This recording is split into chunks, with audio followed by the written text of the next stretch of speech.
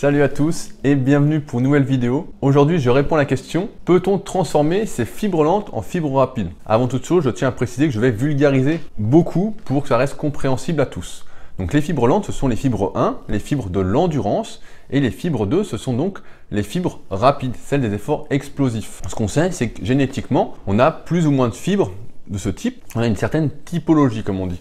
Et l'entraînement, effectivement, va influencer notre typologie. Malheureusement, il est plus facile de transformer des fibres de type 2, donc des fibres rapides qui ont le plus de potentiel de croissance musculaire, le plus de potentiel de force, en fibres lentes par l'entraînement cardio, quel qu'il soit, alors que l'inverse est beaucoup plus dur, mais pas impossible. Maintenant, la question est, est-ce que cela a un intérêt de chercher absolument à transformer ces fibres musculaires tout en sachant que notre génétique, notre hérédité a déjà imposé un certain terrain? J'ai envie de dire, de toute façon, nous n'avons presque aucun contrôle là-dessus, à part par nos entraînements, et ça dure 4 fois 1 heure par jour, par semaine, pardon.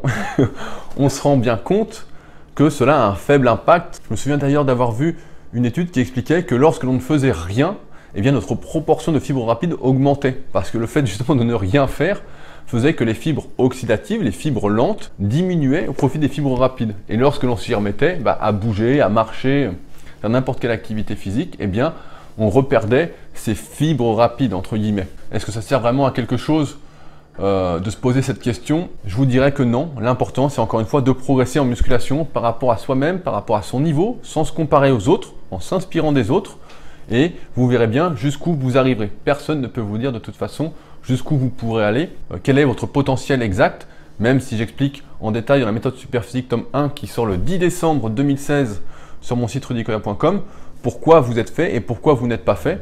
Cela n'empêche que ce ne sont que des prédispositions et non pas ce que vous pourrez exactement atteindre. On a toujours quelques surprises, surtout à force d'acharnement et de patience. J'espère donc vous avoir éclairé sur ce sujet.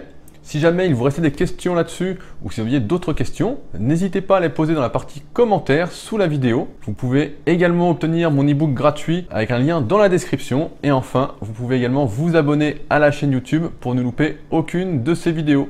Sur ce, on se retrouve donc demain. Salut!